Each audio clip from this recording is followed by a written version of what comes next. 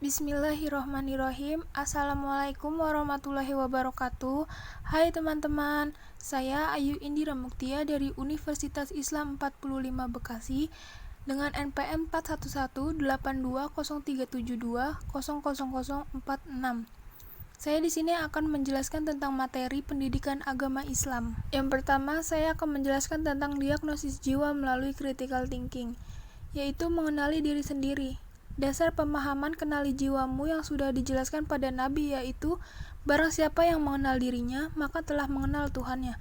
Imam Ghazali pun berkata, ketahuilah, sesungguhnya kunci mengenal Allah adalah melalui mengenali jiwamu. Misi ilahiyah dikatakan oleh Mujahid dalam tafsir Al-Baghawi, yaitu tiadalah diciptakan jin dan manusia kecuali untuk makrifat kepada penciptanya. Selanjutnya yaitu alat diagnosis jiwamu. Kekuatan berpikir untuk memahami fungsi penciptaan alam raya ini berkaitan dengan surah Al-Imran ayat 190 sampai dengan 191. Lihat penciptaan dirimu manusia ini dijelaskan dalam Quran surat Al-Mu'minun ayat 12 sampai 16. Kita bisa bahas dengan ayat 12 dan 13, yaitu, dan sesungguhnya kami telah manusia dari suatu saripati berasal dari tanah. Kemudian kami jadikan saripati itu air mani yang disimpan dalam tempat yang kokoh, atau rahim. Makrifat itu adalah ibadah yang mengikuti ajaran Nabi Muhammad SAW. Manusia dikategorikan menjadi dua, yaitu manusia jasmani dan manusia hakiki. Jasmani yang artinya manusia dalam bentuk jasad yang terurai menjadi tanah, dan hakiki yang berarti manusia dalam bentuk ruh atau rohani yang akan kembali kepada Allah.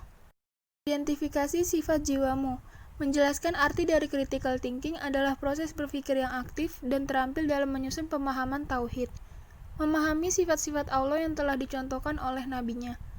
Proses intelektual ini atau berpikir berasal dari informasi yang dihimpun dari musyahadah atau pengamatan, pengalaman, refleksi, pemikiran atau hasil komunikasi sebagai pemadu dalam keimanan dan perbuatan.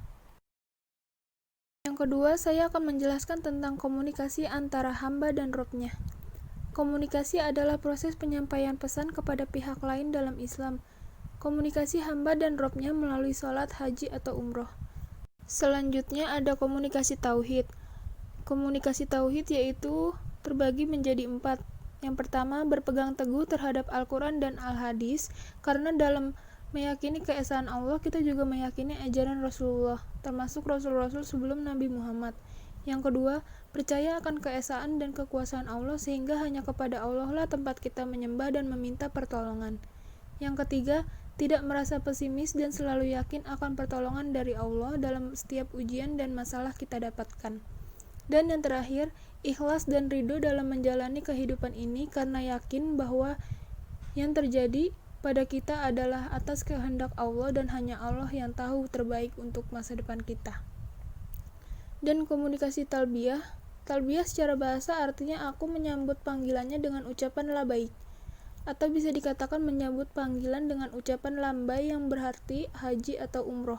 Selanjutnya ada modal critical thinking. Pada saat menyaksikan hijrahnya Nabi Muhammad SAW dari Mekah menuju Madinah yang menghasilkan ilmu pengetahuan, setelah itu memahami ajaran secara dalam, kemudian untuk menganalisis lakukan hal tersebut untuk mengidentifikasi sesuai kondisi.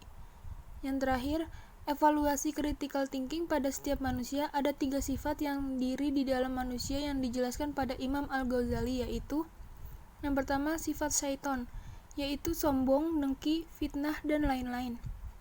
Yang kedua, sifat binatang buas, yaitu mencaci maki, memukul, pemarah, dan lain-lain.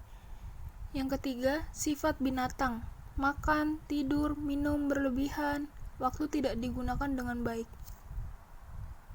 Selanjutnya saya akan menjelaskan 3 tauhid, yaitu tauhid uluhiyah, tauhid rububiyah, dan tauhid asma wa sifat. Yang pertama yaitu tauhid uluhiyah. Tauhid uluhiyah adalah menauhidkan Allah dalam segala bentuk peribadahan, baik yang zahir maupun yang batin. Kedua ada tauhid rububiyah. Tauhid rububiyah adalah menauhidkan Allah dalam kejadian-kejadian yang hanya bisa dilakukan oleh Allah, serta menyatakan dengan tegas bahwa Allah Ta'ala adalah Rabb, Raja dan pencipta semua makhluk, dan Allah lah yang mengatur dan mengubah keadaan mereka. Terakhir ada tauhid asma wa sifat. Tauhid asma wa sifat adalah menauhidkan Allah Ta'ala dalam penetapan nama dan sifat Allah, yaitu sesuai dengan yang Ia tetapkan bagi dirinya dalam Al-Quran dan hadis Rasulullah.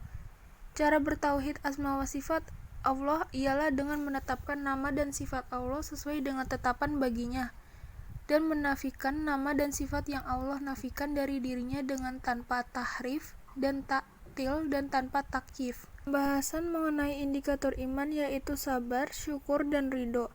Itu semua yang harus kita pahami dan lakukan agar senantiasa memiliki keimanan dan ketakwaan.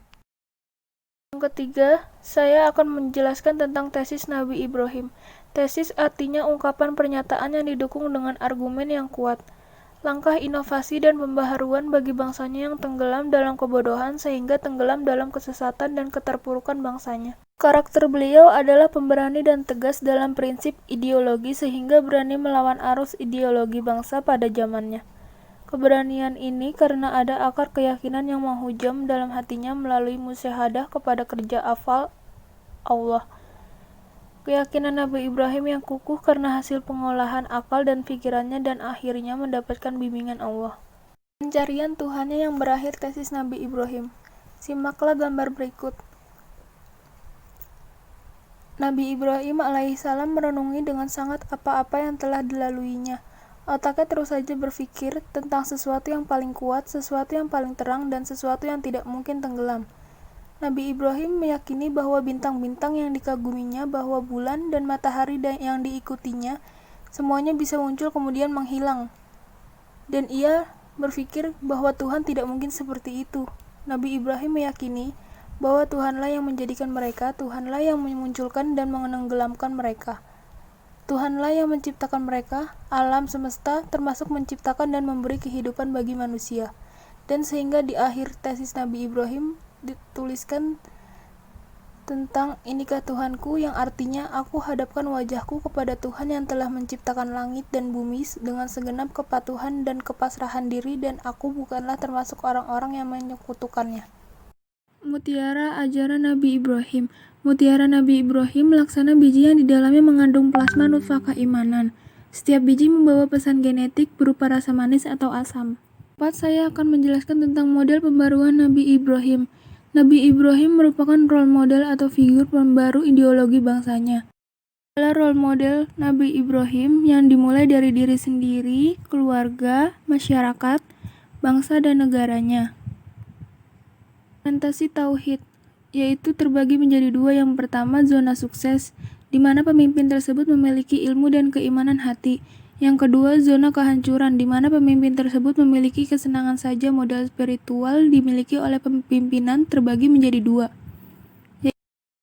Objek pembaruan Nabi Ibrahim alaihissalam adalah membangun mindset tentang ideologi masyarakat yang terkait tentang tesis tauhid yang telah dibangunnya. Atau konsep dan hakikat pembaruan Nabi Ibrahim sudah dideklarasikan bahwa tauhid tidak ada ikatan lagi dengan kemusyrikan. Syirik pada zaman Nabi Ibrahim sering ditunjukkan kepada seseorang yang menyembah kepada berhala. Namun lain halnya dengan zaman sekarang yang berhormat kepada bendera dianggap syirik.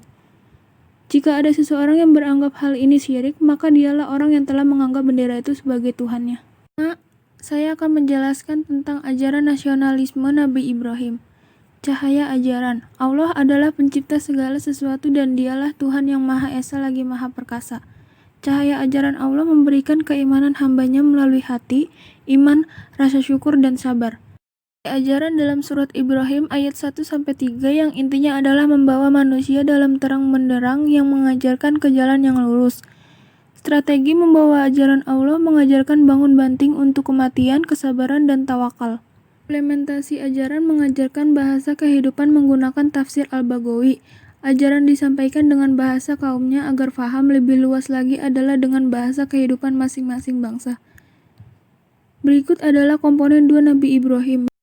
Adalah pembangunan karakter yang terdiri dari input upaya Al-Quran untuk disimpan dalam memori dalam hati lalu diamalkan dalam kehidupan. Proses, mengerjakan sholat itu sendiri sesuai dengan syarat dan rukun.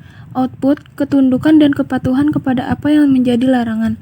Outcome, sholat yang dimulai dengan input yang benar, proses, dan output yang benar akan menghasilkan karakter. Dan yang terakhir dampak. Karena tahap outcome sudah berhasil, maka wujud amaliyahnya terlihat dalam tata kelola di dunia.